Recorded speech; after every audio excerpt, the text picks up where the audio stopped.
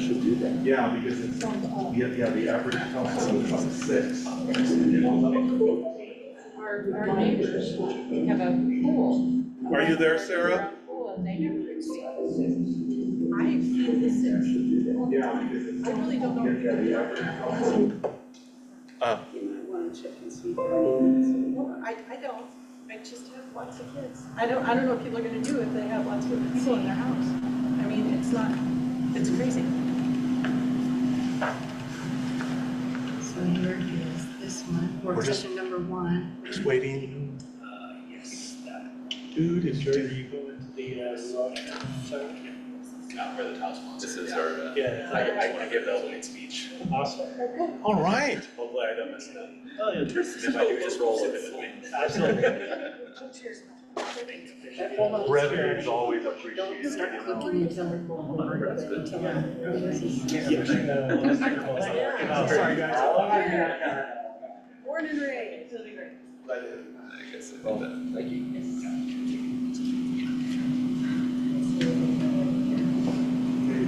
You have just some techniques this one. Okay. Is this as good as we're gonna get? Hold on, now let me see the participants, attendees. Okay, yes. Will you do traffic? Yeah. Getting on a whole table or? Sarah, can you I hear think me? I'm joining one of the COE tables. Can you hear me now? Yes, I can hear We you. can hear you. We can all hear you. Perfect. Do you see us? No, Okay, well, maybe it's audio. I don't know. it's Yeah, audio. All right. So anyway, welcome everybody. We're going to get started. This is the work session of the Independent City Council and the Planning Commission.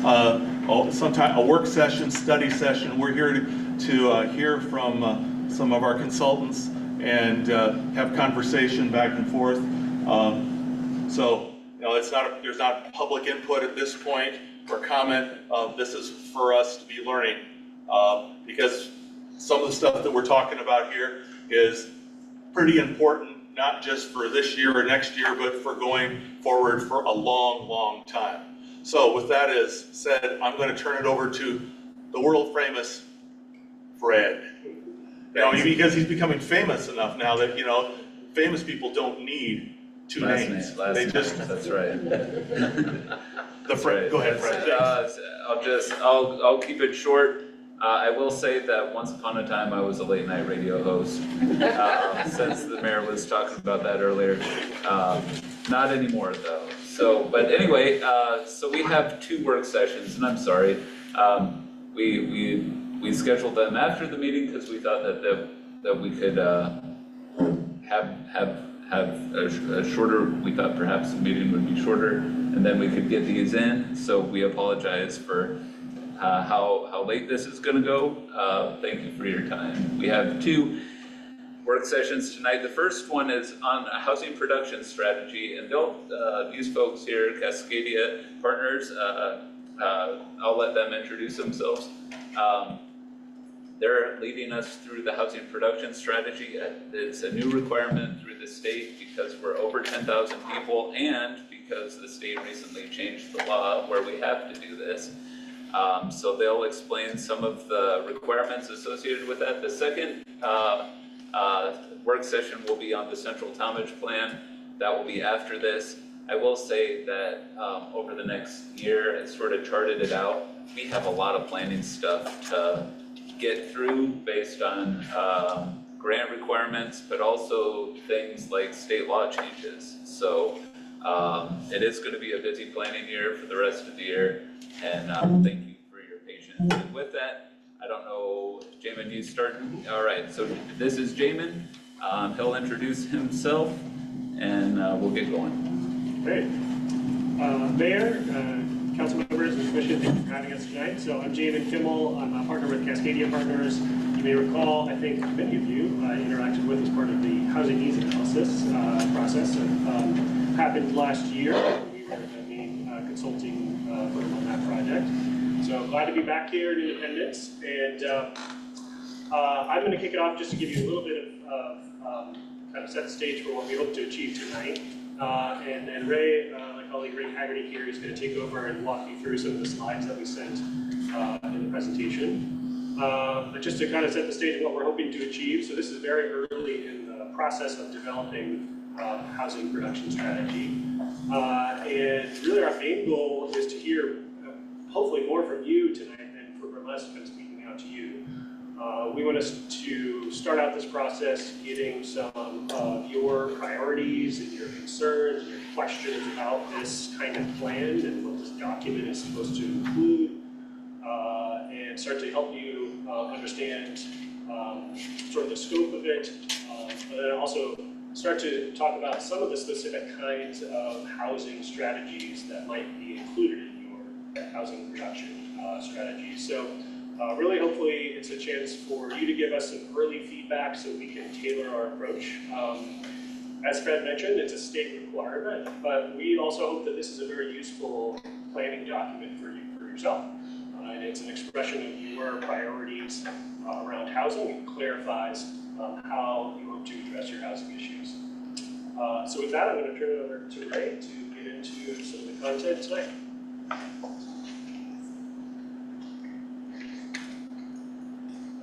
Looks like that's working. Good evening, Mayor, councilors and commissioners. Thanks for having us. Thanks, Fred and Jamin, for that introduction. I'm Ray Haggerty, and I'm going to be talking us through the slide deck tonight.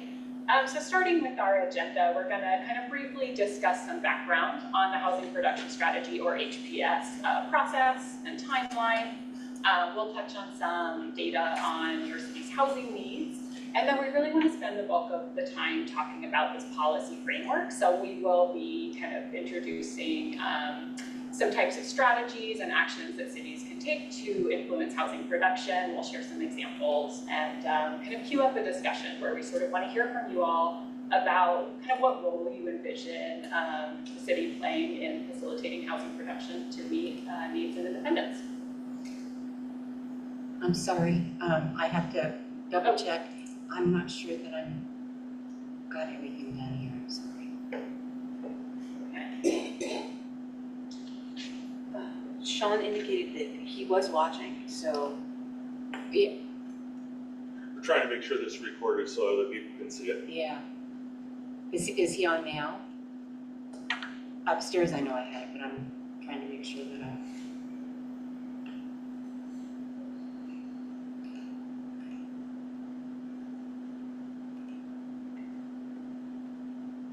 It's on. Is it? okay. Yeah, I just Is it being recorded? It's showing as live on YouTube. Okay, thank Thank you. you, Councilor. Thank you. Go ahead. Okay. And I'm not sure my, Yeah, I'm figure out what I did wrong here. no worries. While you're doing that, I'll say for, to keep this kind of brief, I'll ask that we sort of hold off on any clarifying questions until the end of the presentation portion, and then we'll sort of allow time for questions. Okay, if I don't touch anything, are you able to? It looks like they can see the slides, Karen, and everything is good. Okay. Good. All right, I think that's good then. A little background, you can think of the housing production strategy as kind of a housing action plan. It's part of House Bill 2003, as Fred mentioned. And really the main state requirement is that your housing production strategy will need to show that you as a city are committing to a set of actions that can be achieved in the next 8 years that as a whole kind of address your housing need for the next 20 years. And part of that is including strategies and actions that address kind of housing need across a variety of income and housing types. Your deadline for adoption is December 31st of this year, at the end of the year. Gonna kind of keep us moving through quickly here and talk about the project timeline briefly. You can think of this project in a few different stages. Right now we're in kind of the contextualized housing needs and HPS policy framework portion where we'll talk about need and policies kind of generally with you this evening. We'll kind of take your feedback. We'll get feedback from community engagement that we'll be conducting to put together kind of a draft set of strategies and actions that's more refined, that's going to be reflective of local priorities. And then we will kind of touch base in the fall again with, you know, an even more refined list to work towards finishing this HPS by the end of the year. This slide is kind of showing some of this kind of the full scope of engagement that we'll be conducting as part of this process. We'll be meeting with an advisory committee 3 times, and that's made up of housing development partners. We'll be meeting with you all. We'll be meeting with some housing producers, kind of local and regional developers specifically to get some input. We'll also be conducting engagement with some kind of priority populations that we've identified that face kind of disproportional barriers to accessing housing here in Independence. And then we'll also be doing kind of a community virtual open house and survey. I'm gonna kind of keep us moving on here to talk about contextualized housing need briefly. So I'll provide some summary data that was from your housing needs analysis work done last year. To give us a little context on what kinds of housing needs the HPS will need to address. And I want to frame up the conversation by talking about this relationship between kind of household income and attainable housing price points. So attainable housing is housing that costs less than 30% of a household's total income, right? So across the bottom of the slide, we're showing rents or mortgage payment amounts at that 30% or less mark that kind of correspond to a range of incomes across the top of that slide there. AMI or area median incomes, kind of from low all the way to upper. And really it takes kind of a variety of housing types to meet needs across these income spectrums, right? Smaller and denser housing types tend to be more affordable and have kind of lower housing costs than less kind of dense housing types, right? Like single family homes. And we're showing here the kind of to ground some of this in some hard data here. The average home value in 2024 in Independence is $411,000. So that kind of falls in that upper area median income range here. I'll keep us going through. This is kind of to recap some data from your housing needs analysis. Looking at housing units needed by income level. Almost 70% of units needed kind of fall within the range that we might call affordable or workforce. So that kind of low income and middle income range. And the need, you know, it varies by structure type, right? By housing type. A little over half of your need is for detached housing. There's definitely a demand and a need for that, kind of as shown in that chart on the right. But the remainder of needed housing is kind of in these smaller, more dense housing types, right? Middle housing is, you can think of duplexes, triplexes, quadplexes, kind of townhome scale, multifamily, so apartments, and then, you know, other housing, maybe manufactured homes, or accessory dwelling units, for example. And I'm gonna kind of move us on now to the policy framework portion. So we'll kind of present on kind of a landscape of policies and strategies that cities can use to facilitate housing production to kind of cue up this discussion about which strategies might be kind of most effective or most appropriate here in Independence. So you can think of, you know, these types of policies as policy levers. We sort of group them into 5 categories for today's conversation. That top one, it looks like it's being cut off a little, that says partnerships. Going kind of counterclockwise, regulation strategies, land strategies, incentive strategies, and investment strategies. And we'll kind of talk through each policy lever and share some example strategies that you all have here in Independence, as well as examples from other cities that have been effective in facilitating housing production. So first up, partnership strategies. When we talk about these, we're really talking about the city playing kind of a convener role and creating kind of more opportunities for housing development by maybe facilitating connections between housing developers and landowners, maybe sharing information with housing development partners. And this can look like providing staff assistance to potential housing projects, right? One example is potentially providing support through the permitting process, maybe facilitating connections. So if you know, a landowner has land that would be, you know, that they want to see housing on, connecting them with a housing developer that can build that housing. Some other examples include kind of creating informational or educational resources to make it easier to navigate some of the city processes related to housing development. One example that we've seen in other cities is adopting pre-approved building plans. So we've seen, for example, some cities adopt pre-approved plans for accessory dwelling units, so that if a homeowner wants to build one in their home, they can use one of these pre-approved plans and kind of go through a more kind of expedited and streamlined process to get their permit and approvals done. Other examples include kind of building relationships with local or regional affordable housing developers, and maybe kind of connecting those affordable housing developers to institutional landowners, right? Sometimes, for example, churches might have excess land that could be kind of a good site for housing. So those are kind of some example partnership strategies for consideration there. And the next policy levers kind of have more of a direct impact on housing costs, or kind of like the economics of housing development. So I want to talk really briefly before we get into those about the costs that go into developing housing. So we're showing this kind of cylinder, this like cost stack, if you will, that kind of shows all of the types of costs that goes into housing development. And the size of each category is roughly proportional to what a housing development budget might look like. So you can see this middle cost here, hard costs. Those are anything that goes into construction costs, right? So labor, materials, things like that. That's a big chunk of the budget, right? Some of these other costs, kind of going from the top to the bottom here, we have target return. That's the return that developers need to earn in order to attract lenders or investors to their housing development projects. We have what we're calling other costs, right? Design, engineering, insurance, lots of things in that kind of category. And then I want to sort of draw your attention to these bottom three costs here.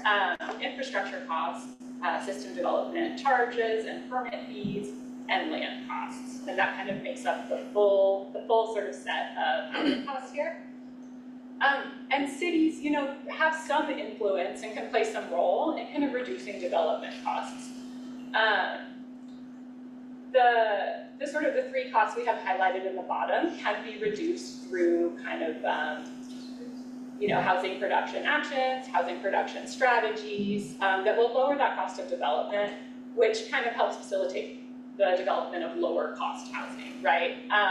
Cities really have little or really limited influence on these other three costs here. So we're gonna kind of talk about some policy levers that kind of can lower infrastructure, system development charges and permit fees, and land costs. So our next kind of policy lever that sort of can influence costs here are regulatory strategies, right? Or these are kind of reforms to zoning and land use codes. And these can really lower the cost of land.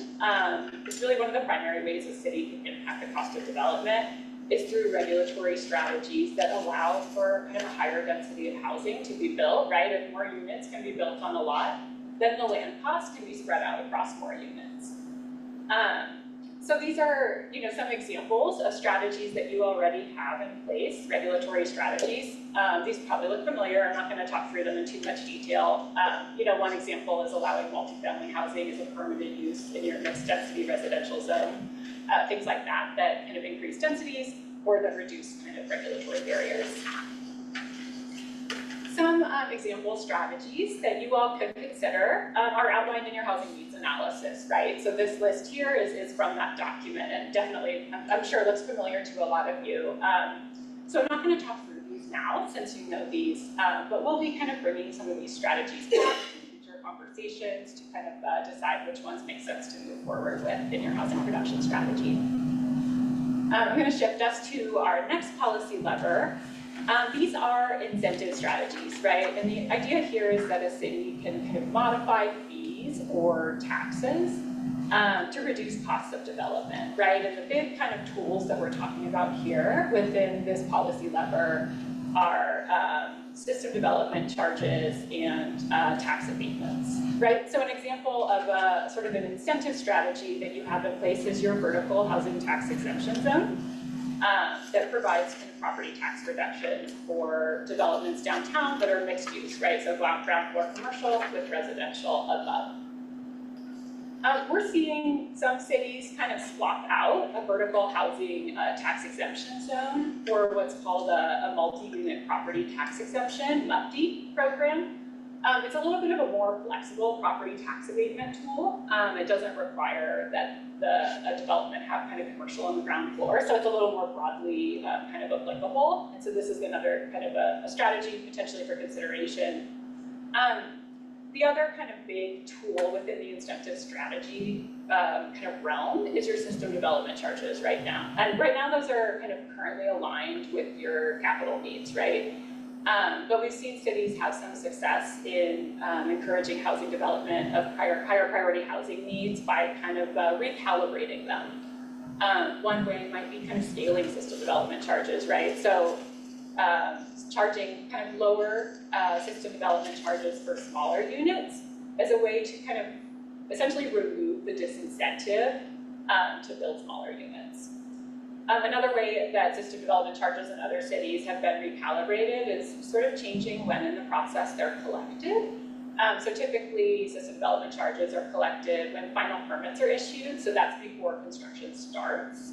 And we've seen some cities kind of move that collection to later in the development process, so after construction, maybe at certificate of occupancy, so this is once the building's done, but before the units are rented or sold. And by kind of pushing that system development charge collection later in the development timeline, it makes it easier for developers to finance that cost because of the way that sort of funds flow through housing development projects. So kind of moving to our next policy lever, land strategies. These are kind of ways that cities can assist with securing or assembling land for housing production. It's a really impactful way that cities can especially encourage affordable housing development. These examples kind of, Independence doesn't have any examples in place currently to share, but these are some that other cities have done. They kind of range in intensity of maybe proactiveness, if you will. So kind of starting at the top, an example that we've seen in some cities and counties too is keeping an inventory of, publicly owned land, maybe foreclosed or underutilized land, and making that publicly available. So affordable housing developers know where there's land available to develop housing. The second kind of example strategy here is, utilizing kind of excess or maybe underutilized city-owned land. Maybe it was acquired for some kind of use and that's no longer needed for that use anymore. Considering using it for kind of affordable housing development through a public-private partnership, maybe making that land available at a discount or even at no cost to an affordable housing developer to use to develop housing. This third bullet here relates to what's kind of the idea of land banking, right? Where a city can proactively kind of acquire maybe vacant properties and sort of hold on to them, wait until there's an affordable housing developer that wants to develop housing, and then sort of make that land available for that purpose. And we know that the city doesn't really have that much excess land today, so I think the question for the housing production strategy is if the city can identify a way to maybe acquire funding to start to secure land for land banking. And our last category here is investment strategies. And these are strategies that kind of involve, directly investing in housing projects, kind of in a subsidy fashion, or investing in infrastructure that supports housing development. Some strategies you have in place kind of along the investment strategy line are your central Talmadge plan, right? Identifying investments in that area that's going to support housing kind of in a strategic location, right? That's close to grocery stores, it's close to schools. Another example is urban renewal. Your downtown urban renewal plan kind of as a housing production strategy has been kind of effective, right? In encouraging multifamily development in downtown. Some example strategies that we've sort of seen other cities take on. The first one is called the construction excise tax. It kind of revolves around implementing a dedicated affordable housing funding source. And a construction excise tax is essentially kind of establishing a tax on new construction that might be kind of commercial or industrial construction. It might be kind of up to 1% of the value of new construction. And under state law, construction excise taxes must be spent on affordable housing. So it kind of makes a linkage between new commercial and industrial construction and new affordable housing. The second kind of example strategy here revolves around urban renewal, or TIP, right? And that could look like, expanding the sort of the success that you've seen with urban renewal, either through establishing a new district, maybe it's expanding the kind of existing district.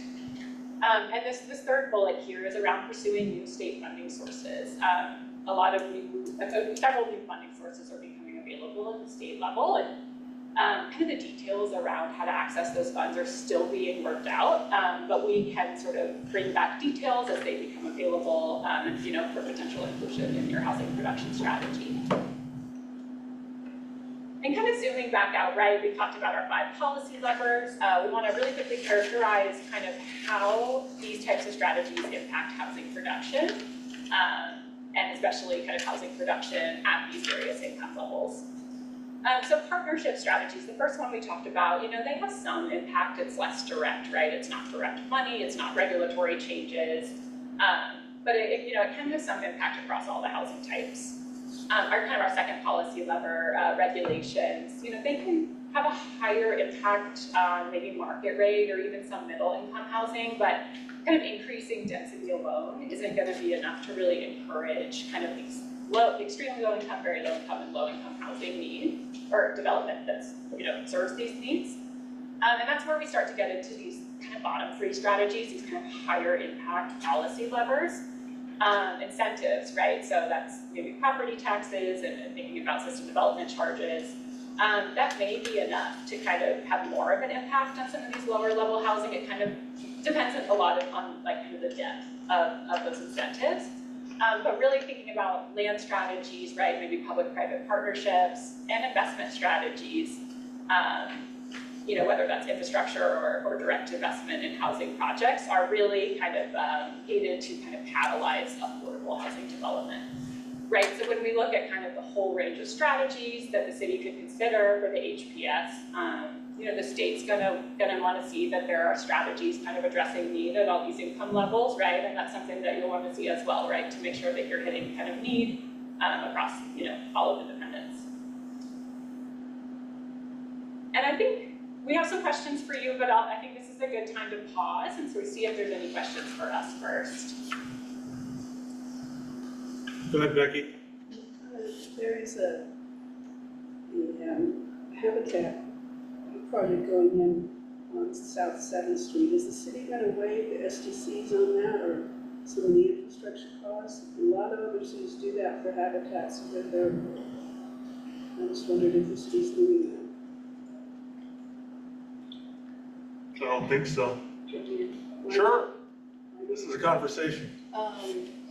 System development charges are collected to build the infrastructure. If we waive them, then they have to be, they're regulated. And if we waive them, then we have to pay them back from somewhere. The only place we have is our general fund. The general fund is not wealthy. We would, if we give somebody SDCs, we have to take it from the general fund, which is funded by taxes and by our community. And so we don't have anywhere to pay it back. So we can't waive it unless we have somewhere to pay it back. But I'm just looking at how you help things like Habitat or the whole Community Development Corporation acquire land and build buildings for lower and lower income if they have to pay all of the same costs as the houses in my neighborhood that are up at $400,000 to $500,000 now. I mean, that's not lower or even middle affordability. Well, So we can, yes. We're not making it available within this town. We can close parks or the museum or the library, and that will increase the general fund, and then we can provide money into the SDCs. We could do, one of the things we did to help. But in terms of doing this, she just said the biggest portion, is investments, land, and incentives. And for Habitat, in other cities where I've worked with Habitat Homes, one of the biggest things the cities could do was do away with some of the fees they charge so that they could start building those houses. If we have the money, we could do that. We don't have the money. I think And I that think that's, also what we have done with Polk CDC in particular is when all of the grant funding opened up through the state, we as a city applied for that grant funding for them, and we received $500,000 for them to do the infrastructure. So we work as a partner for them. So rather than shifting the cost of the SDCs onto our community members who live here now, by taking it from the general fund, we become partners and we help them find grant funding. So that we're not shifting the cost to our Is that grant. happening with the Habitat housing that's proposed? They just didn't, they weren't at a point where we could apply for it. There was a certain parameters, and Polk CDC was at that point and Habitat wasn't. So is that money no longer available? It is no longer available. So that lot may stay empty for a long time. I don't know, Fred, last I heard they were moving No, forward. from what I understand, they're moving forward. At the next planning commission meeting, you will have a public hearing on that project again. So let's not talk too much more about it, just because it will be in a public hearing format. Just wondering what, she's pointing out these things, and what I'm hearing from the city is that those aren't possible. Well, what I would say is, it's likely possible, but it's just a matter of how do we do that, especially, given the SDC structure that we have in place right now. So. Right, and there are things that the mayor and I are working on legislatively.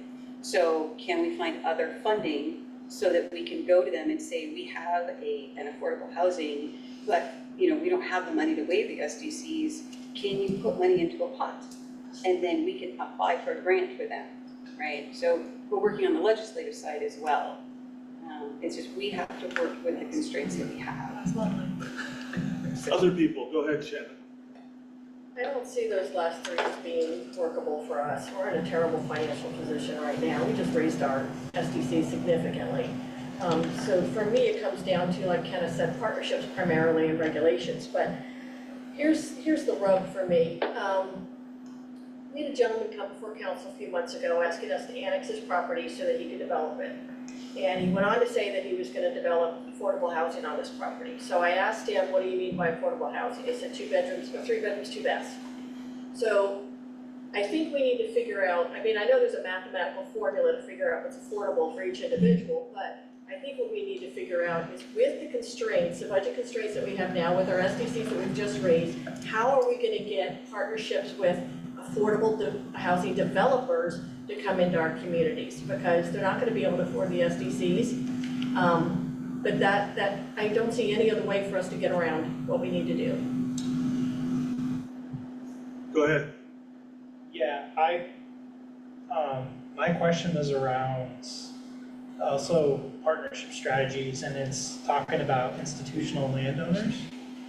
And I'm just curious what that looks like in other communities. We have obviously a lot of churches in our communities, not in this city, but the next city over, we have a university. So what are these institutional landowner partnerships with smaller communities kind of look like in different parts of Oregon?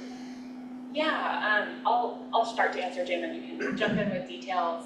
What we've seen in other communities, particularly with churches, right, that have excess land, is that, a church is kind of mission aligned, right, to provide needed housing on their land. So they've been able to provide land for housing at no cost to an affordable housing development, right? So that kind of zero cost really helps when we think about that kind of cost stack, right? Eliminating those land costs kind of makes affordable housing development more kind of feasible or financially feasible. And then, the church and the housing developer kind of work in partnership that way. And we've seen kind of cities be that connector, right? To introduce churches to kind of understand where that land might be available and where that interest in housing is, and where there might be developers that might kind of be a good match for that type of partnership. Yeah, just say, it could extend beyond churches too. Yeah. I think that's one that's seen most commonly in recent years, but I think higher education, schools, and hospitals, we've seen a lot more interest in that, especially hospitals trying to fund housing for their lower income, middle income workforce. So I think there's lots of opportunities there. I think the city's role is a bit undefined, but I think that some things just kind of, when we talk about partnerships, it's really, how can the city kind of proactively continue to try to make those connections and be aware of that as an opportunity going forward? Kate? I think this falls under priorities in terms of housing types. I'm concerned that we are not making enough varieties of housing available to people. So whether that's first-time homeowners that can't, I mean, housing price of $400,000 for a young family, first-time homeowner is really difficult. And to be able to start building wealth, even if they could buy into like a cottage development, something that's gonna help them stair step up to that next level, I think is really important for us to keep in mind. I just want to maybe land that with some of the strategy I think might be appropriate for that. I think regulatory type changes can be the one that sort of close the gap for a developer between being able to sell a unit for $450 or $380 to $350, you know, something, and that gets closer to that range of somewhere in the kind of middle income or first time home buyer. And, you know, primarily things we would look at for that when we look at the code, and I think some of the strategies that the H&A addressed that, but, you know, really there's is how do you make it more attractive for a developer to build those smaller units for first time home buyers? That's really, for the market, that's the best way for them to provide more affordable options. And sometimes that's not attractive, because they look at a plot of land and they have 8 units, should you 8 2,000 square foot homes or 8 1,500 or 1,200 square foot homes? They're probably going to do the 8 2,000 square foot homes because that's more profitable. So how do you make the zoning try to encourage or make it more attractive to do more smaller homes? And so that's something that I think that can help fill that gap. It doesn't get to the lower income levels, but they can't get to that. Don? So you guys are coming from Portland and you're giving us a general strategy, but you guys really haven't looked at what we've done in our city with our SDCs to give us a more concrete focused strategy. Is that correct assumption? Not yet, yeah. This is just the first meeting, and so we're looking at just sort of That's what they initial. said, though, they were asking us to give them some. Okay, so Yeah. this is our second meeting, right? But that's what I was just wondering. Right, good. And my question or comment might come under the regulations part. I've heard of this happening in other cities where people try to build like the cottage groupings, and they'll have 1 or 2 big landowners come in and buy up a whole bunch of them and then turn around and rent them out for higher than market prices. And where does the regulation, is it legal to come in and say, thou shalt sell only to this particular group of people?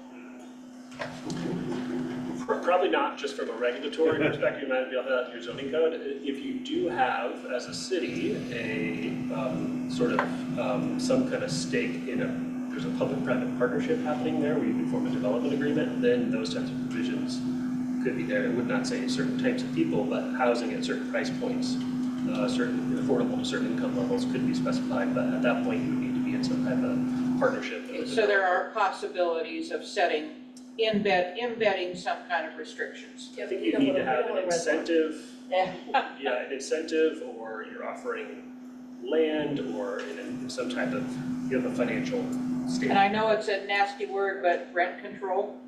Oof.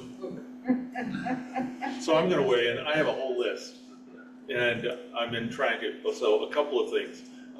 Partners, you know, we're pretty good at partnering, but the things that were suggested didn't make much sense to me. Incentives, land, and investment, as Councilor Core pointed out, we don't have land, we don't have dollars to really do that, other than our urban renewal is about as big as it can go. Construction excise tax, we just got reamed for raising our SDCs. And so, okay, let's tax that one a little bit. Moving SDCs to later in the process.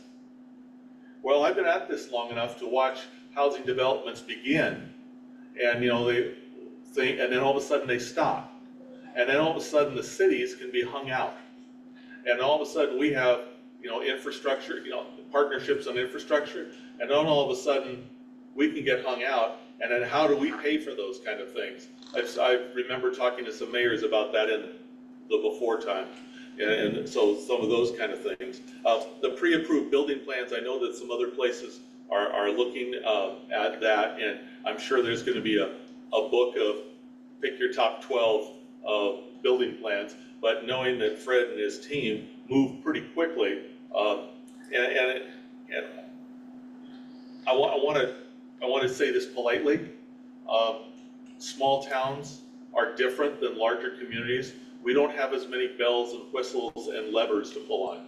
Bigger places have CDBG funds, they just get direct allocations.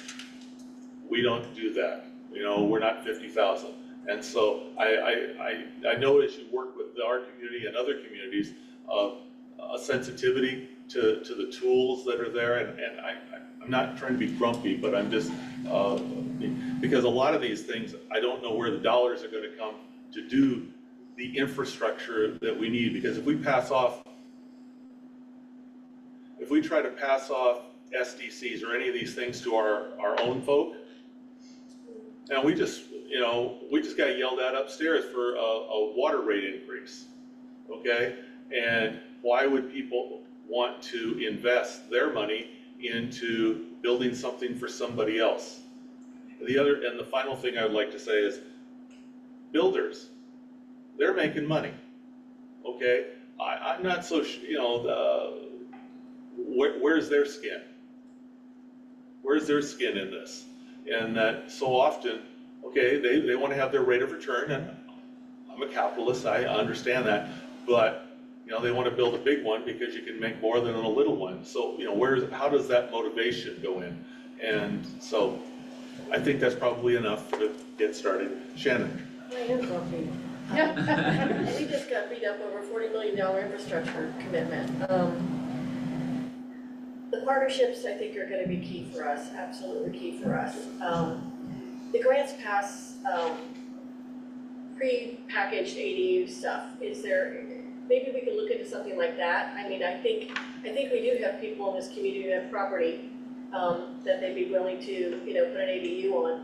I don't know what that costs for Grants Pass to pull that together. Surely there's costs associated with it. They probably can't share it with us, but we could look into something like that. And yeah, regulations, I don't want to regulate who can buy the houses. I don't think we want to go anywhere near that. But I think we need people to come into this community with a mindset that it's a rural community with limited land, which that seems an oxymoron right there, but we have limited land. And how much profit is enough for some of these builders? I realize everybody wants to make a profit, but sometimes the profits are out of scale. And if we can find those good-hearted souls who want to come in and, help people on the lower end of the economic spectrum get into homes, that's what we gotta find. We gotta find those folks. Because I don't want to have an SDC I don't want to give anybody a pass on SDCs. That's just not gonna cut it. Can't do that. What do other people think? Please, Sally. I'm worried that we're a small city with limited city resources, and a lot of these activities will require enormous amounts of resources to do successfully. Evan? Do you have any experience working with utilities? Like, we have a big utility here, Independence, Pacific Power, and trying to bring them into some of these partnerships? Because, we're thinking outside the box here. We talk about incentives. One of the incentives that they can help provide is like incentives on power, which lowers the total cost of housing on a regular basis. So are there ideas that other communities have come up with to work with their IOUs on these kind of incentives to make homes more affordable? So maybe it's not bringing down the cost, but lifting up. You talk about lifting the water to raise the bridge kind of deal. That's Thank you. That's what I was looking for. What a good idea, Evan. That's part of the reason why, things like, you folks know I like the trolley, right? Well, one of the reasons I like the trolley is because if we locate housing near the trolley, then we're able to reduce the transportation costs associated with that. And so one way to look at affordability is housing plus transportation, and that's typically 50%, not the 30%. And so if we're able to take out that chunk of transportation costs, or at least minimize it to a certain degree, then we're able to lift up the water for the bridge. If I could just say one more thing, I'm sorry. Go ahead, and then it'll be done. And I just think that that's how we need to be thinking with these kind of really tough problems is like, we gotta think more holistically about the overall costs that people experience, and it's not just housing, it's all of the above. And how do we bring our community along into the conversation of how do we address our neighbors who are on the margins, their whole experience and not just the housing experience? Because I don't think we have a lot of incentives to. John, what were you thinking? Well, I appreciate what you said, Mayor. I think those were all great things, and I appreciate what you're saying too. And we may have to look into some creative ideas. I know it was cheaper when I built my house 13 years ago to buy 2 smaller AC units than to get a bigger one and have to increase the infrastructure from Pacific Power. But since Pacific Power is already increasing our rates by 17%, I'm really worried about that too coming into our household. But I would also like to just emphasize the importance of our historic district in our community. That's what Independence, we love Independence for our historic community, and I think we need to look at that too when we look at these planning strategies as protecting and preserving our historic district. Jordan, what do you think? We already did the vertical exemption thing. That was just for downtown, right? That was just for the Main Street area. No, I didn't have anything at the moment. I'm listening. I'm absorbing. I was gonna throw in a couple of things. I think it's important to talk about kinds of housing. Because as I scribbled here, there's a place for smaller homes that, for starter homes, if you will. But it was also the flip side of that is seniors who are, they want less and flat, and those kind of things. And so I think some of that, and many people they like a yard as long as somebody else is doing it. So some of those, maybe it's cottage clusters, I'm not sure, I know. Cottage clusters. I know, I know that. The other part is talking about a target audience. I mean, we are a community that has historically been younger, although we've had more older folks moving in the south part of town because they sell in California and move up here and buy one here and something in Bend. But looking at target audiences, kind of families, we have a large Latino community, and I think that's a family.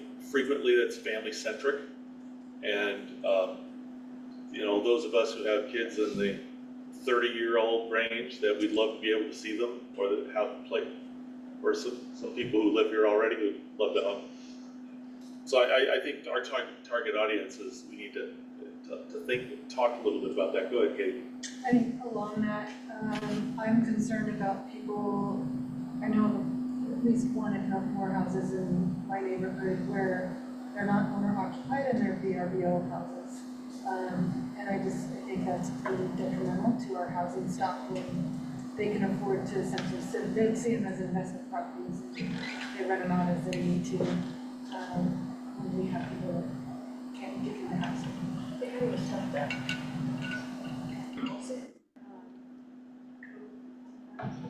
Yeah, there's ways to do this. I wonder if all of them are paying double tax. Kirby, what are you thinking on all this? You're Jordan, just kind of bring it all in. I agree with what Sally was saying. I was thinking about the same thing. I agree with what you were saying just there with who are we trying to attract? And I think that's probably the first thing we need to nail down, because what's going to be attractive to young people my age group versus people starting a family are going to be completely different. And so really identifying what we want to attract to our community so that we can then make changes to target those people to make it more enticing for them to want to come here.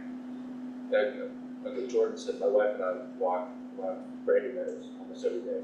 And all the houses that are for sale, 540, 560. And like you said, Mayor, most of them are retired folks. Talked to a couple of builders, Georgia, California, all over the country. And you're not seeing the young families. And there would be houses. They just, There mostly three bedroom, two bathrooms. If I can add some information, having had conversations, and I think you've had some of those with the school system, they've done some demographic looks.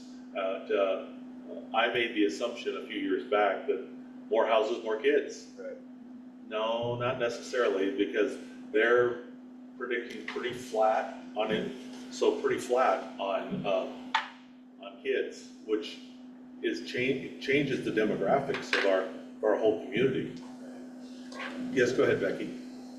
I look around my neighborhood and it's either retired or commuters for the most part. So I'd like to see some studies done about who is it that's living here. We talk about being near the college for convenience, which is good as you're going to the market and that sort of thing. But where are those people working?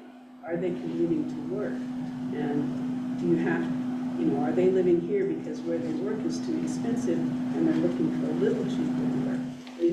I really haven't seen those kinds of numbers, and it would be helpful to know, is this a real bedroom community, and is that where the growth is? Is this helpful for you folks? It is, great. This is, Mayor, this is Counselor Job. Can I comment? Please do. Okay.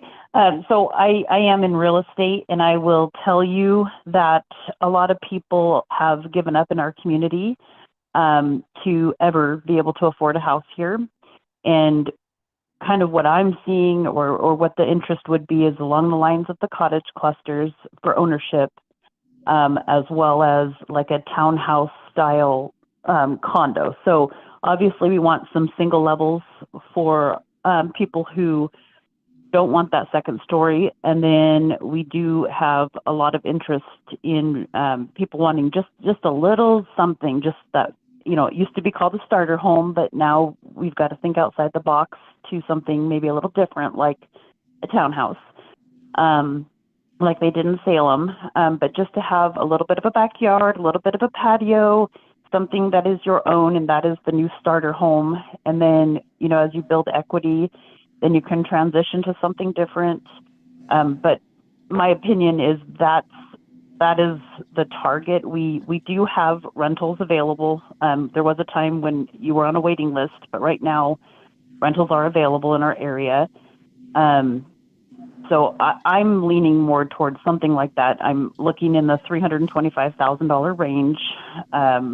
If you could do those zero lot line homes for sale, you could get a lot of people to stay in our community, a lot of people who are graduating from college or high school or just ready to have home ownership and stay in our area. The people we want to keep people here, and not just people coming from different states.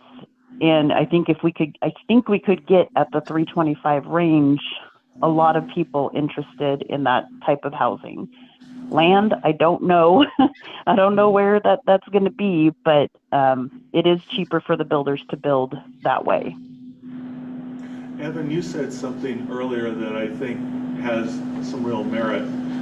You were talking about the totality as opposed to just, because if we just look at it, housing, it's more difficult, but you'd have to integrate a bunch of stuff, and I'm not saying it can't be done.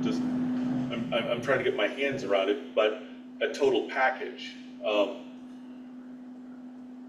not just everything, because when you put everything together, it makes sense. But because if you buy everything a la carte, it's a lot more expensive. But if you get the full meal deal, I'm sorry, it's later in the evening, and I'm not sure how to frame that, but I think that there's some integration. What I'm thinking is in my Olympic travels overseas, there's everything kind of connected because Fred, you were talking about the trolley, in Germany, it'd be going right, everything was right close. And I don't know how to integrate all that stuff, and that might be bigger.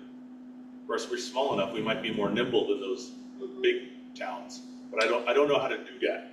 Yeah, I think it's interesting to hear people's perspectives because I moved here from Salem, and we moved here because we got priced out of Salem, quite honestly.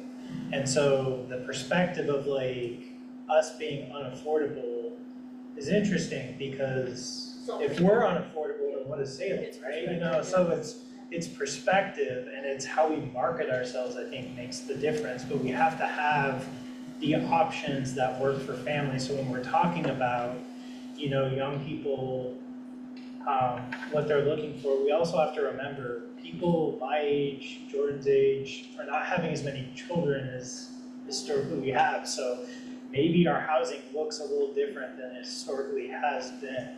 And it's like, how do we provide as many options as possible and incentivize builders, which is the hardest part. Because that's what Jordan said, you know, who are we trying to attract? We are trying to bring industry into our town because we want to increase our tax base. So if that's who we're trying to bring into our town, then we probably want professionals. Doesn't mean we have to ignore seniors, we have to ignore, you know, new families or whatever, but I think if that's our focus, then maybe the $450,000 house would work for that group.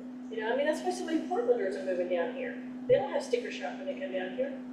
Well, and I also think it's all connected, right? Because it's a bunch of things together. So, you know, my parents' generation are looking to get smaller housing.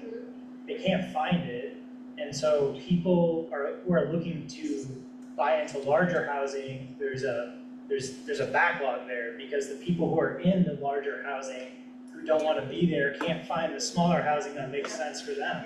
So it's like we have to address, it's a puzzle that we have to address all of these pieces that then allow us additional capacity, because there are people who I personally know, and my spouse is also a realtor, who talk about, man, I have like 3 stories and we're getting old, I can't climb the stairs, but I can't find anywhere where there's a 1-story house in Salem. And I'm like, in Independence, there's plenty of 1-story houses, just gotta like look, right? You know, and so it's just like, how do we also communicate with our neighboring communities about where do we have needs compared to where they have needs, and maybe there's partnerships where we create connections between realtors and developers to say, oh, you have a client who's looking for 1-stories. Well, this community has a bunch of 1-stories, you know, those kind of things, right? You know, we're one of the few we have land already in our urban growth boundary to have 1,000 to 1,500 homes. Now, I'm not trying to make us all build there, but I mean, we have some things already in that other places don't have. The other thing we were talking about, I know people who are stuck with 3% mortgages. I mean, geez, you know, so. Yeah. We actually heard both of those things in the housing needs analysis, where we were talking to retirees who were like, we want to get out of our house, but we either own it outright or we've got this low interest rate, why would we shift to something now? That's right. Now, I don't want to cut off anybody here, but we have another thing to do here, and I don't want to overrun, but Kate, go ahead. I have one, it kind of piggybacks a little bit on what Shannon was saying. When I lived in Colorado, I lived in Carbondale, which was outside of Aspen, and you saw this marching down the valley. People got priced out of Aspen, so they went down to DeSalle. They got priced out of DeSalle, so they went down. I mean, it just marched down, and what happened is teachers could no longer afford to live in the community that they cut in. Police couldn't afford to live there, and so you have this whole block of people that are serving your community that literally can't afford to live there. And I'm really concerned that we're at that point. And I want the people working here in this community to be able to live here and not be like, well, now I commute from Salem or I commute from their village or wherever they're trying to, you know, come from. And so I want to be really cognizant. Having our cops and our teachers live here is really important. Yeah, Because part of our Ashland, we community. were talking to, I did some stuff in Ashland.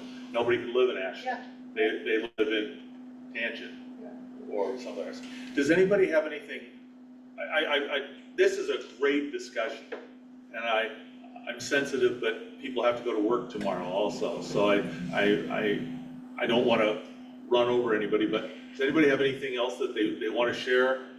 Mayor, if I could just offer some kind of Please points do. over here, just the whole thing, and kind of repeat back and make sure we're on track. So one thing as I heard is that, you know, as we look at the landscape of funding sources available for these kinds of housing projects, we know you're limited, right? The general fund is not there, and there are other sources potentially. We can talk about some of those other sources, but in that kind of context in which we thought the city might be in, really really focusing on those lower or no-cost strategies, the things that don't cost as much but can maybe have an impact. And I think things like partnerships and regulations is where we would focus a little bit more effort there. So I think we're going to dial in a little more on those and think about what could the city do, and particularly probably on the regulation side, is there are some things you can do that have a really direct impact on the sort of incentives that private developers face and the kinds of housing they might produce. So we have scoped in our scope of work some more in-depth analysis of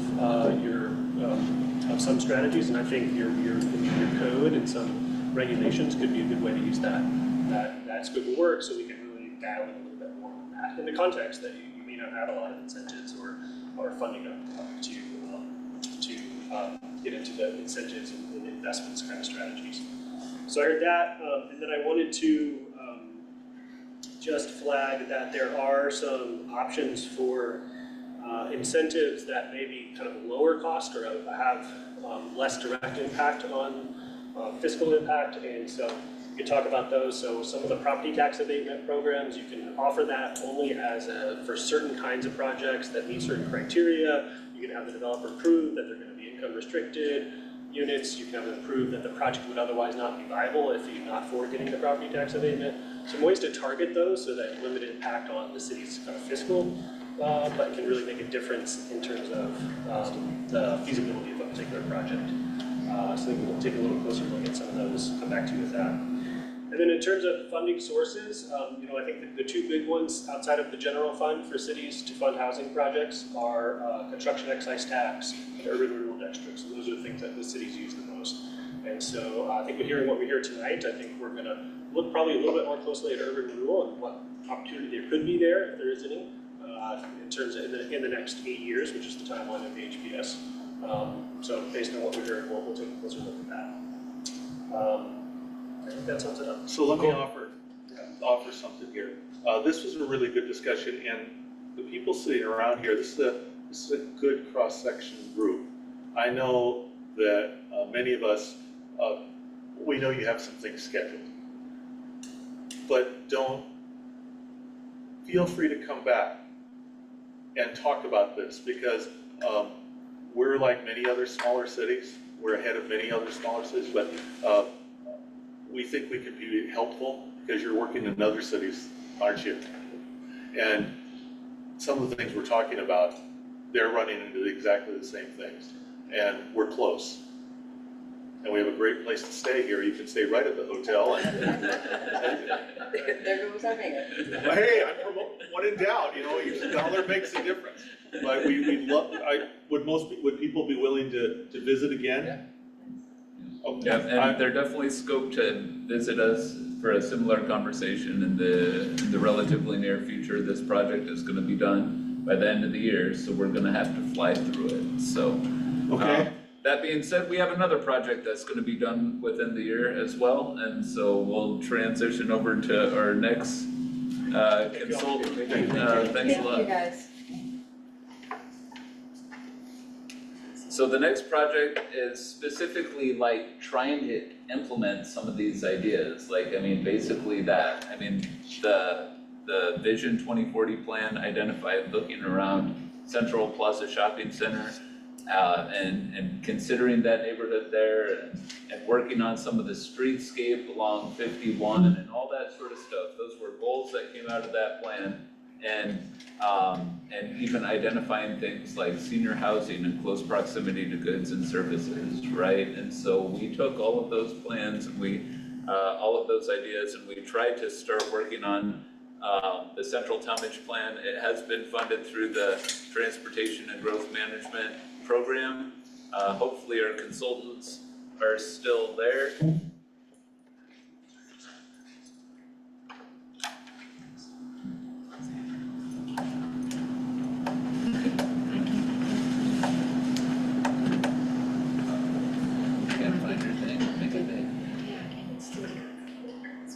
Hey Fred, is this a long one or a short one?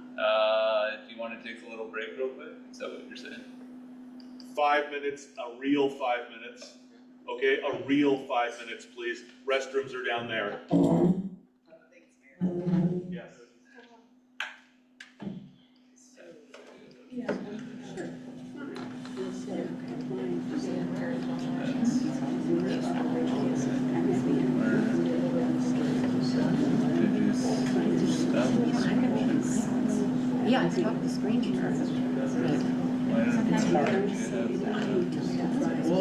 it's hard because there's not a lot there. There's not a lot there. Well, and it's interesting because, I mean, at the end of the day, we kind of force developers to build.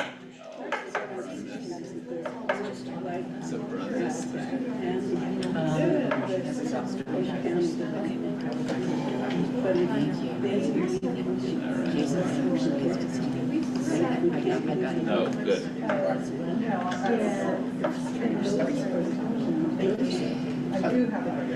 Kind of late one.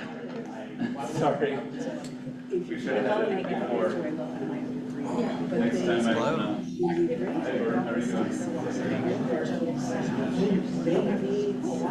There's a base, yes. Aaron Johnson. Gerald can tell you that for sure. It's the same base with it's not changing.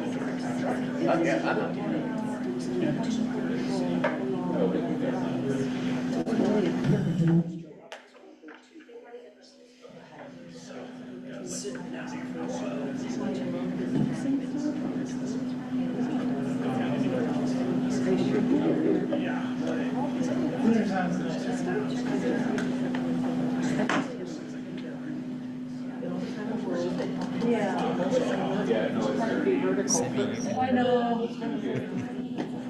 Can anyone else hear me?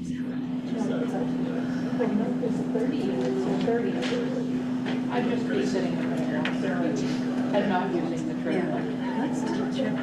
So what made you ask? Because I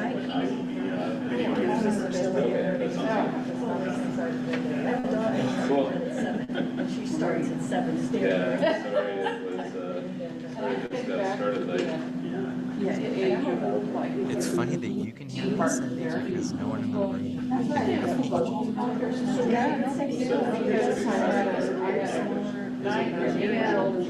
Maybe I'll turn up. Places in the back.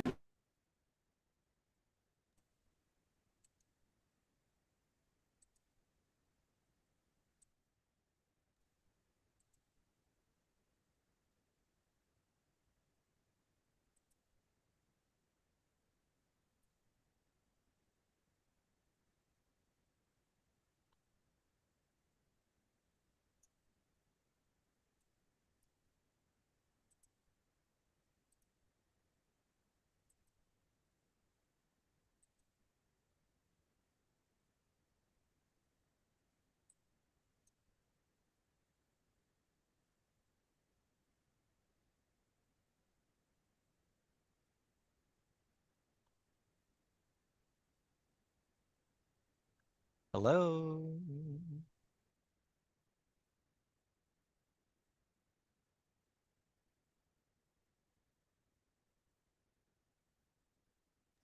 I'm not done talking. Hello. Why is it you Hi, can I'm only hear here. me? Oh, hi, Karen. This is Jason. Nope, this is Sarah. Oh, it's Sarah. Job. Okay. Hi, Sarah. Looks Yep. like you and I are the Hi. only people here. I know everybody left. I think they muted us. Oh, okay. We're hoping they'll let me share so I can present to everyone. But how's your evening? Clear, Sarah? Good. Good. I'm glad to hear it. All right, we're off Kind of mute. busy Or now. unmuted. Okay, we have half an hour because we're done at 10. Okay. Got it. If not before, hint. Boom. Go for it, Fred. And Councilor Roden had to leave. Okay, Council. Councilor Roden had to leave. Okay, so this is the central Talmadge plan. We have Jason on the line. Jason, you there? I'm here. Can you hear me? I can hear you, yep. Maybe get closer to the mic because you were a little quiet. Okay, I'll try. Is that any better? A little bit. How's that? Is it getting better? We'll just be quiet and listen hard. Oh gosh, I can yell if you need me to. Let me know if this helps at all. Yeah, that's better probably. How about that? Is that That's working? Yay! Okay, you guys are coming in loud and clear on my end. Yep. So that's perfect. I'm wondering if I can share my screen, or if Fred has the show live, I could just walk you through it. So we can probably let you share your screen, I think. I don't know if you can, because I can't make him. You can't make him a Oh, I co-presenter. yes, I can. Okay, there you go. Okay, Oh, whoops. there we go. Did it work? Are you going for it? You got it? There we go. Let me see if I can share my screen. Hopefully. It says host. Try the multiple participants. Yeah, do the multiple one. So go back to share screen, Fred. Do multiple participants. There we go. And then if you go back up and see if you can promote him. Can you? Oh, he's already promoted as a panelist. He's already promoted? Okay, perfect. All right, I'll try it. Oh, here we go, guys. This is looking good. It's looking good. Hopefully.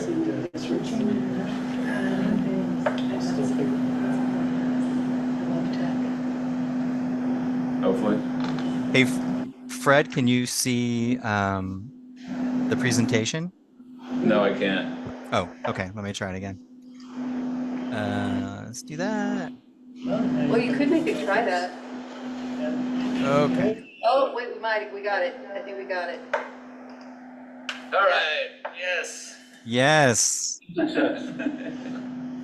right. How about this? How's that look? That's great. That's great. All right. We've got like 4 minutes, right? So we should go quickly. We're excited to be here. Amazing discussions you all are having upstairs, downstairs. We're glad to be a part of it. Thanks for having us. This is an opportunity to share in broad strokes this plan that we've been developing over a year for Central Talmadge. And you all know the project area, Monmouth Street, running through the center of it. Really, the heart is Central High School and Central Plaza. As I mentioned, we've been through this year-long process. We're honed in on a plan, which we're going to share with the Planning Commission and Council for adoption. We're working on a demonstration project that's going to be super exciting at the mid-block crossing at Central High School. So we've done a lot of good work, and that work's been building off what we learned from the community.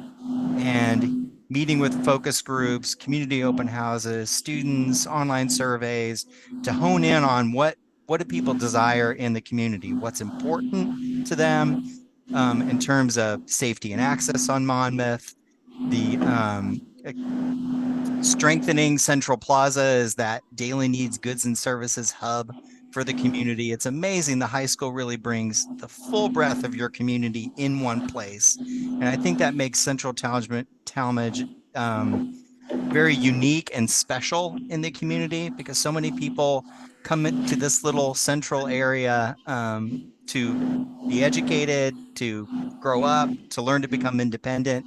And I think there's a lot we can do to strengthen what it means to go to Central High School, what it means to be a young person growing up in the community, and also thinking about how we can strengthen that commercial corridor, how we can look for opportunities to expand housing close to where people want to shop and live, and look for better ways to get around the community. So that's what the plan's about. And it's really about creating a hub at this key intersection between Central High School and Central Plaza. And so we're guided by a number of principles that address what we heard from the community. And that means mobility is important.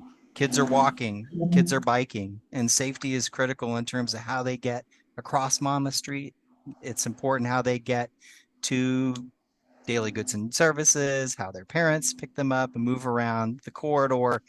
There's a need for additional gathering space. The school is a great place for gathering, but after school, having a park or some type of space close to where the commercial corridor is, and the population close by, the residences living within a short walking distance of the corridor, that's important.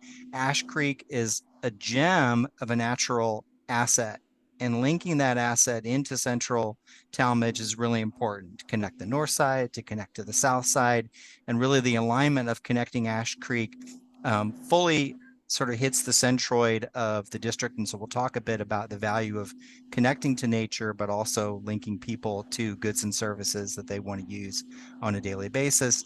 And of course, housing is extremely important. We're hearing that topic across the board earlier this evening. And so we have some thoughts on how we can address housing need, housing type, and really creating a hub and a community at Central Talmadge. And so there's really sort of 5 key projects that are important to stimulate change over time.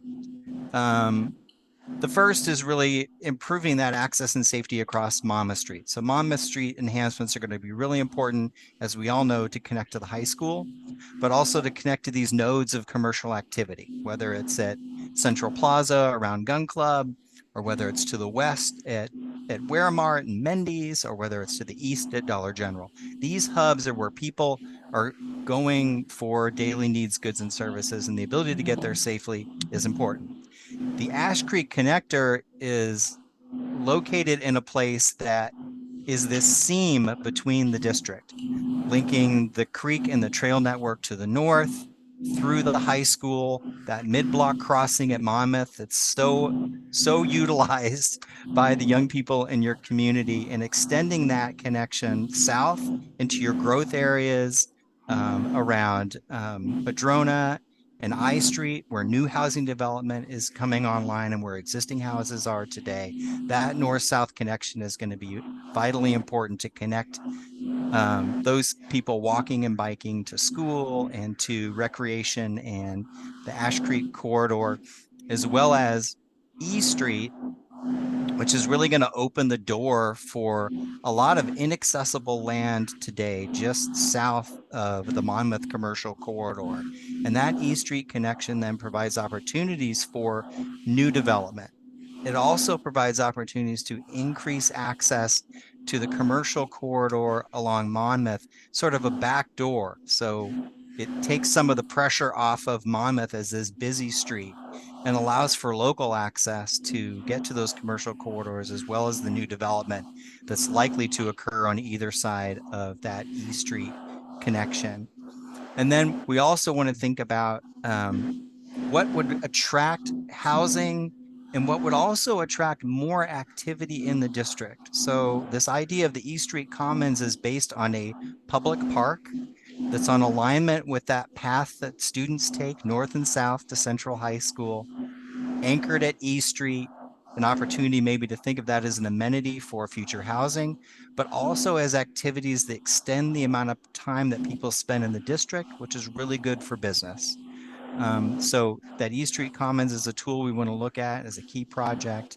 And then Central Plaza itself, there's been some issues with just, pedestrian access to Central Plaza. So we want to look at some of those improvements. Also from Central Plaza's point of view, there's been some cut through traffic, and maybe there's an opportunity for Central Plaza to consider some improvements. And we'll go through those. So the key projects related to Monmouth Street, these are sort of action plans that we want to focus as the outcome of this project, is enhancing the existing crossings today. So the signalized intersection at Gun Club and the signalized intersection at 16th Street, improvements in just striping and signage can increase the level of safety and use of pedestrians and bikes getting through those intersections. The Oregon Department of Transportation is investing currently in intersection improvements. And so they're looking at audible signal improvements at the intersection. So that's great. That work was happening outside of this effort, but it would roll into additional enhancements that we would propose in these crossing improvements. The mid-block crossing at the high school, we think, is probably the most important crossing to improve, increase the visibility of that, maybe a median, sort of a safe island in that central lane to improve that crossing. And then think about additional mid-block crossings, some of which are already in your transportation system plan, like at 13th, but considering a couple additional ones at Waramart. So having a crossing there next to Mendy's and Waramart and the Les Schwab to improve access from those neighborhoods north and south to that 16th Street hub, and then also at 11th Street, that's also in your TSP. Another great thing that we've learned in our relationship with Oregon Department of Transportation is Monmouth is considered a commercial corridor, and that has a designation which doesn't allow certain spacing of mid-block crossings. It's more of a arterial-based roadway. But with your zoning, your mixed-use zoning that you have in place, Oregon Department of Transportation clearly sees redesignating this corridor as a urban mix.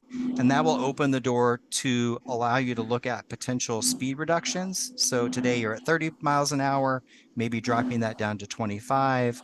And you also have greater opportunities to create more crossings, safe crossings across Monmouth by moving to that urban mix designation. And so we're excited that ODOT brought that up, and we think that's a direction that you might want to consider. So the Ash Creek Connector, as I mentioned, this central spine that connects Ash Creek Trail to the north, that existing trail already moves through part of the school grounds today. The idea would be to extend that trail through the existing parking lot and then through that mid-block crossing, an enhanced mid-block crossing at Monmouth, continuing south past the gate and adjacent to potentially this new neighborhood park. I'll talk about that in a minute, extending across E Street and down to Madrona and connecting those neighborhoods then both south and north, full north-south trail connection, walk, bike in the center of the district. And so there'll be some work for the city to assemble some easements to construct trail segments, but these can happen not all at once, but can happen in a variety of different segments as funding becomes available. But the most critical piece is getting that enhanced mid-block crossing at Monmouth Street. Now, East Street extension, you can see here in that dash line would extend between 13th and 16th Street. That would be a new local street. So 2 lanes of traffic, potentially on-street parking, but we'd like to introduce a higher level of walk and bike facilities by implementing a shared use path on both sides of the street. The proximity of this route to the schools and potentially to this Ash Creek connector, I think, is sort of asking us to elevate the design of that street to make it safer for people walking and biking, and particularly those people who don't want to ride in automobile traffic with cars. And so this is a system that I think can really elevate the ability to walk and bike in the district. It's something that's supported by city staff. And so we're excited to bring this as a potential right-of-way design for E Street. Now, this E Street connection is really going to open the door to redevelopment of properties on each side. You can see from this image the improved access that you get not only to Central Plaza, but to properties now that aren't accessible because of the lack of roadway connection. And so linking, improving access to those commercial properties and opening the door for future development is really the strength of the E Street connection. Keeping it at a local 2-lane street means that it's not a cut through or pass through for the broader community. That still happens on Monmouth, but it does create a little bit of a release valve, taking some of that traffic off of Monmouth Street and that local movement to those businesses and new development. The East Street Commons is an idea, but it's an idea that is intended to create this public gathering space that we've heard from the community that's important. This is in a location that is directly accessible in a pass-through between Central High School and the neighborhoods to the south. If it's oriented on E Street, it'll be fully accessible to the community on this east-west route. First Baptist Church adjunctly uses this space today for some park use. And being that Fred is such a great power broker in the community, I've sort of enlisted him to reach out to the Gate and First Baptist and maybe a partnership between those two and the city. Maybe this fruition, we can build this Commons Park, and we can have a mutual gain, not only for what the Gate contributes to the community, but also give something back to the community in terms of this public gathering space adjacent to the school, for the community. This will also be really attractive for commercial development because it extends the amount of time that people spend in Central Talmadge. Its proximity to Central Plaza means that a parent could do some shopping needs. They could take a break with the kids in the park on their way home. There's just a lot of, I think there's a lot of spin-off. It's not just a park, but this park really can benefit not only commercial businesses, but the people living nearby. This also can be a catalyst and amenity for higher density housing. So mixed use is zoned in this district. Higher density residential is allowed. This is a vision of what future housing around that Commons Park might be. So it's a range of intensity from 2-3 story apartment buildings to townhomes. So you transition your highest intensity close to your commercial businesses, and you step that down as you move toward single family and residences to the south. The other is, yes, sorry. To jump in real quick. So yeah. Just because, I mean, it's not completely clear, the apartments to the left-hand side of that picture, that's a vacant lot right now. Yes. Right, the apartments to the top of that page, that's a vacant lot as well, with the Calvary Chapel Church just to the north of that, right? Yes. So the idea is that by constructing the East Street corridor, all of a sudden some of these lots that are sort of vacant, inaccessible, all of a sudden they're accessible, and you can put some cool stuff there that could then support the district. Also, yes, I will say, I have talked to First Baptist. I asked them, what are you planning on doing with that lot back there? And they said, we're not planning on doing anything with the lot. Currently, it's used for softball, right? They play softball out there. I've pitched batting practice out there. That is rough field. I mean, I'll be honest with you. And so like the idea of potentially saying to the church, hey, we know that we're going to continue using this for a field. Let's say we throw some additional dollars at it to figure out how to make this something cooler than it is. All of a sudden, we could get to something like this fairly easily. Those would be additional grant dollars, right? Additional grant dollars, or yes, exactly. Someone's gonna write a check somewhere. We don't know who yet, but we're out searching. Keep rolling. Okay, let's do it. Central Plaza, again, just improving access to that front door is important from Gun Club Road. Sidewalks on both sides. The image on the lower left, the far left is what's there today. So it's a median. There's no sidewalks leading up to the front door. So those are some incremental improvements that maybe Central Plaza would consider to link, improve the connection. Another is with the East Street, East-West connector in place, there's already a driveway on the west side of Central Plaza. Connecting that driveway from East Street to Monmouth then improves access to loading, servicing for Central Plaza. It's a backdoor for the local community to come into Central Plaza. So there's some benefit to improving access to the commercial property, and then reorganizing some of the on-street parking can improve circulation through Central Plaza to avoid some of this cut-through traffic that we've heard from the Central Plaza owners and managers of people cutting through 13th Street to get to Gun Club, and creating a little more opportunity for pedestrians to move east and west on those pad sites up near Monmouth. So this is just an idea that, in fact, loses about 40 to 50 spaces, but we've looked at the numbers at Central Plaza. Their existing total stalls are 379. Their peak parking demand is using 121 of those spaces.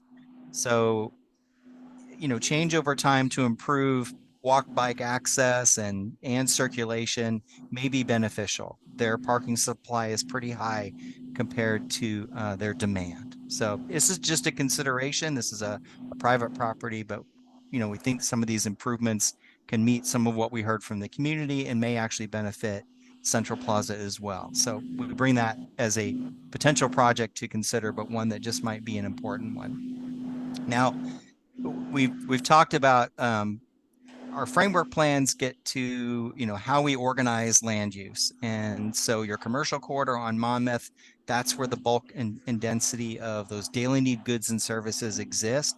It's a mixed use zone, And so over time, we'd like to see portions of that mixed use area incorporate additional housing. So you see in the sort of dark orange, that's high density residential filling in around that potential park. And then on the south side of E Street, and then transitioning to medium density and single family. So we create the highest intensity close to commercial uses where people can walk, close to transit and the trolley that's on Monmouth Street. And that may be a strategy to increase housing density that promotes commercial development, at the same time providing some housing options in terms of apartments and townhomes that can fit in those sort of higher density ranges.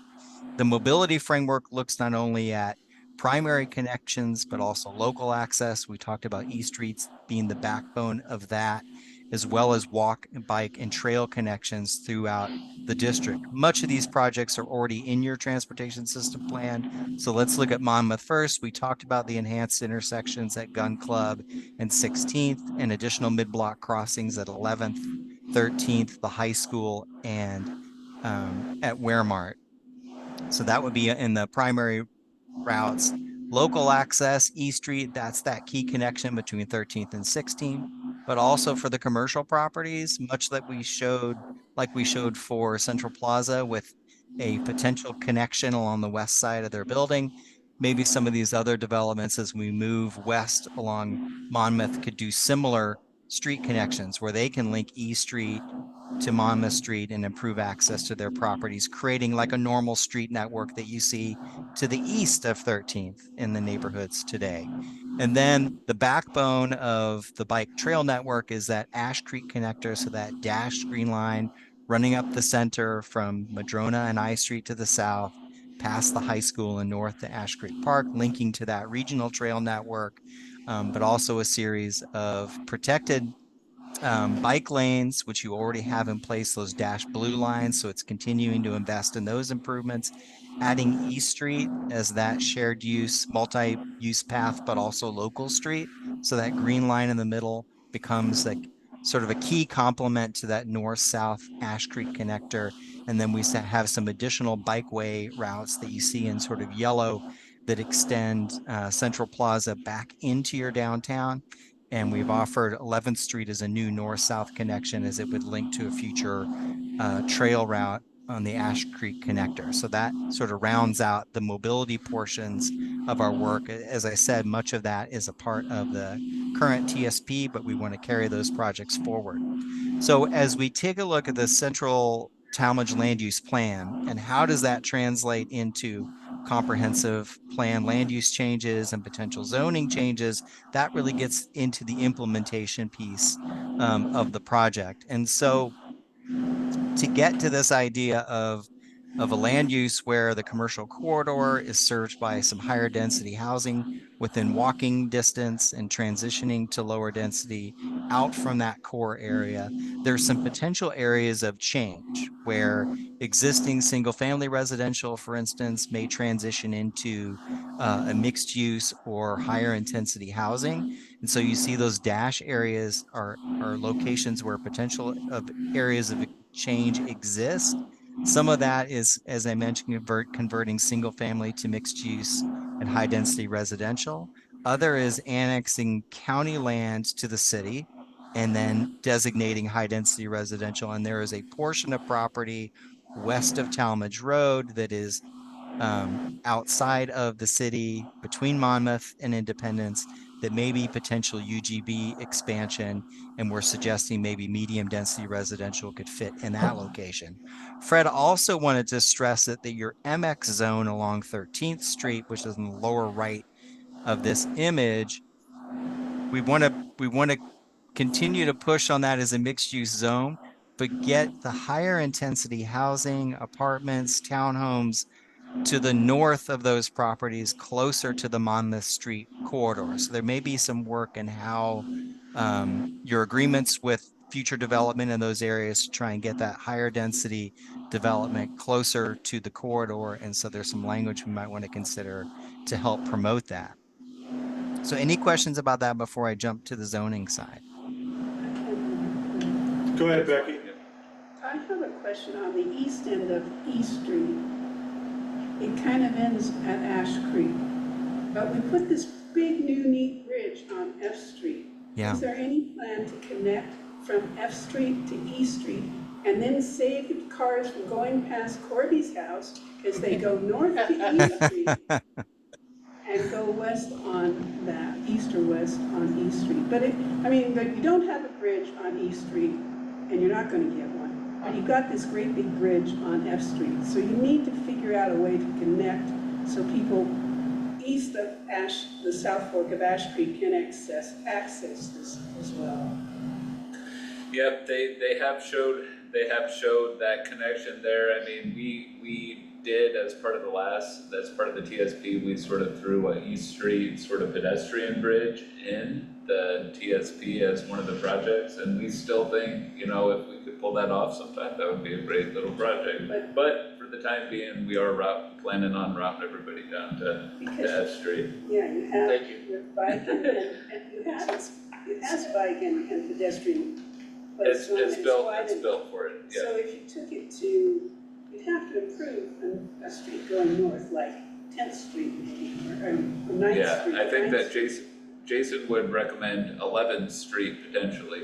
But yeah, I mean, I've ridden my bike along there and hopped over on any number of those streets to get over the bridge at F.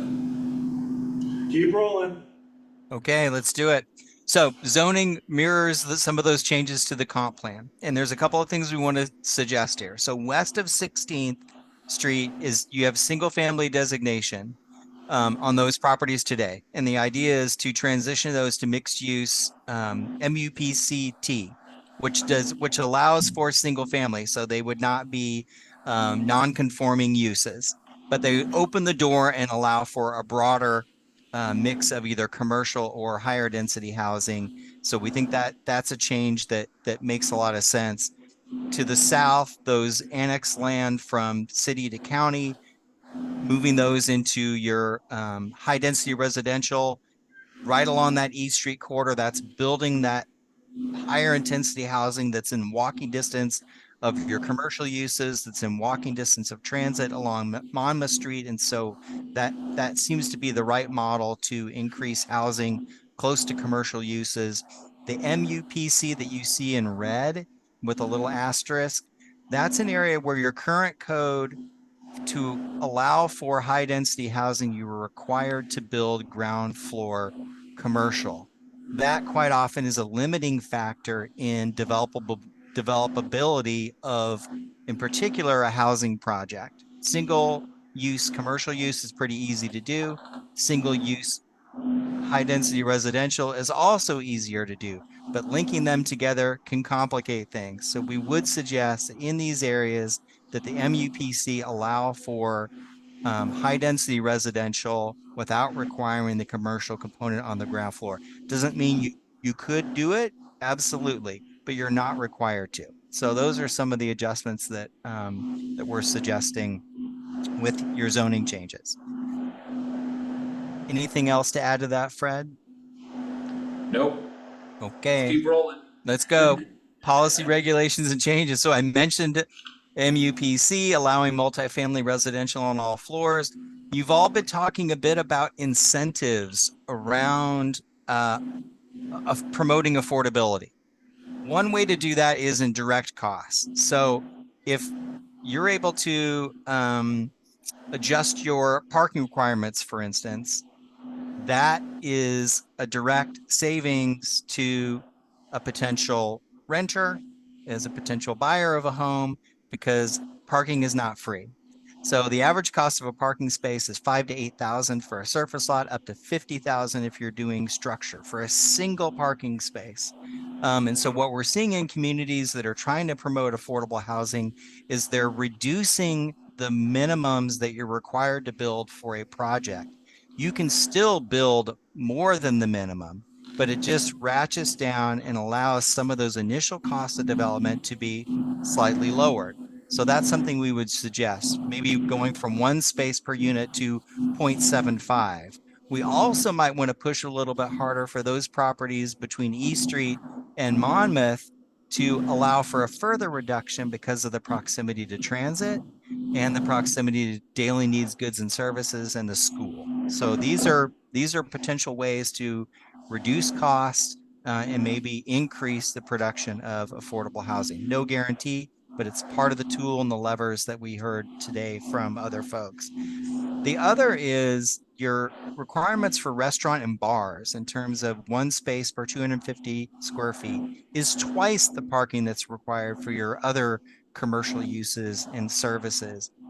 Restaurants and bars tend to be in emerging districts the types of uses that get built. That's what was really attractive to people in a district like this is food and beverage and dining opportunities. And so I think playing with the lever for that type of use may make some sense as well in terms of having a flat, one space per 500 for both retail and commercial and restaurant and bars here as a way to reduce some of those costs and increase that entry for smaller businesses and newer businesses into the community. So just for food for thought here, these are some of the tools that communities are using.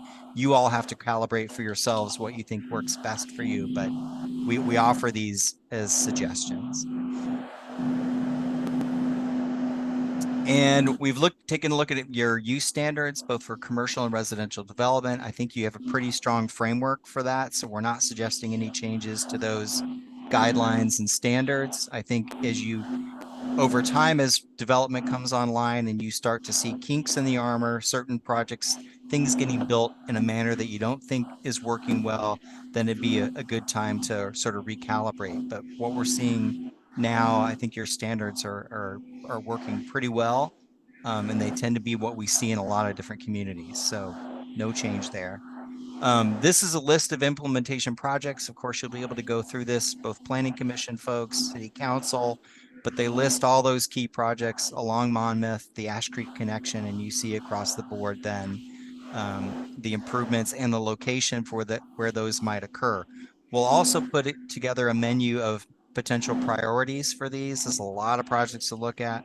What are the 2 or 3 or 5 that are, the best bang for your buck or create the best, safest routes, for instance, for the community? We'll give some suggestions for that.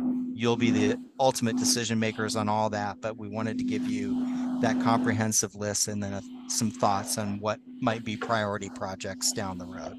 And I know East Street is a critically important one, as well as the mid-block crossing at Central High School. So any movement on those two fronts, I think, really open the door for a lot of great things in the district.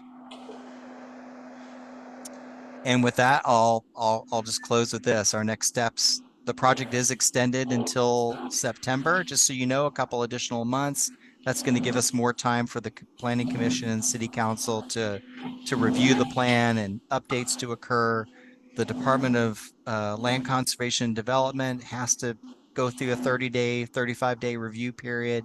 So that's rolled in for the month of June, and then July and August, we can vet the details of the plan with the council and the Planning Commission and the community. Fred can talk a little bit more about the demonstration project, which we're really excited about, which is a temporary improvement to the crossing at Central High School. And with that, I'll pause and leave it out to the group for comment. Thank you. Well, do you like up, down, or all the way around? Okay, that sound pretty good? Does that give you the input that you need, Fred? That's perfect. Okay. That's exactly what we wanted. That's great. I've really enjoyed this project. I think that First 40 Feet has done a very nice job. They did a nice job. Yeah, I think one of the things I most wanted out of this project was to have some visuals so people could envision what could actually happen there. And I think that we are very thankful that we have visuals like this that we can point to and say, hey, look, it could be something cool. Because it's always been one of those places where I think we just sort of drive by it and we just don't even, it's just sort of there. We don't really think of it any different. It's a place to go through. It's kind of a place to go through, but this would be like striving to create something really awesome. Really You put restaurants and bars there, Council Morton and I live on Gun Club, we'll be over there. Yeah. So I want to let you know that, this kind of planning is very important because it won't happen in a year or 2 years or 3 years. But when you have a direction out there that makes sense, over time you have something for staff and the community and funders to work towards, so that when your grandchildren, Jordan, want to go, Grandpa, what did you do? That's you'll be able to right. say. Does that sound okay? All right, end of my speech. So one thing that I told the first 40 feet people when I was talking to them last week is there's a quote by Daniel Burnham, and Karen knows who Daniel Burnham is. He was the guy who did the Chicago World's Fair in the late 1800s. He had a quote: "A noble logical diagram once recorded never dies." And it's like that's what we're trying to do here. We're trying to establish a noble logical diagram that can be built on for years, just like And a the great mayor's talking improvement about. in the visuals tonight over what was in our foyer earlier. It's great. Big improvement. Okay, anybody object to being done? No. We're done. Yay. Nice job, everyone. Thank you so much. Thank you, Jason, that was excellent. That was a nice. Appreciate it. And for dinner.